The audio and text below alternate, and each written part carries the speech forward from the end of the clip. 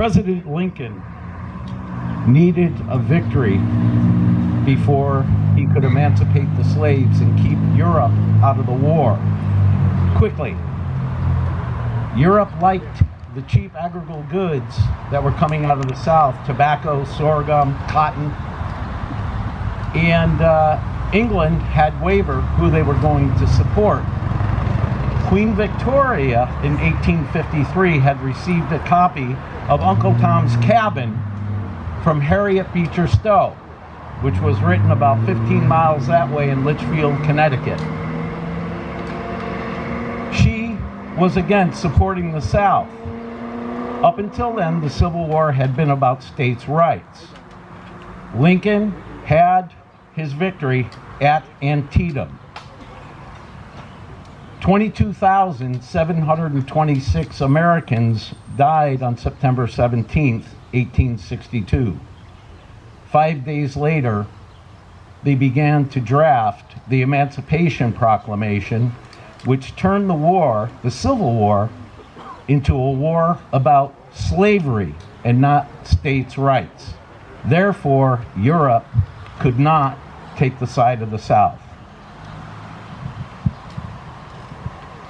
This is a transcript of the proclamation by the President of the United States of America. Whereas, I turned 66 on Sunday, and I need my reading glasses now. Whereas, on the 22nd day of September, in the year of our Lord, 1862, a proclamation was issued by the President of the United States containing, among other things, the following, to wit, that on the first day of January, in the year of our Lord, 1863, all persons held as slaves within any state or designated part of a state, the people whereof shall then be in rebellion against the United States, shall be thenceforward and forever free.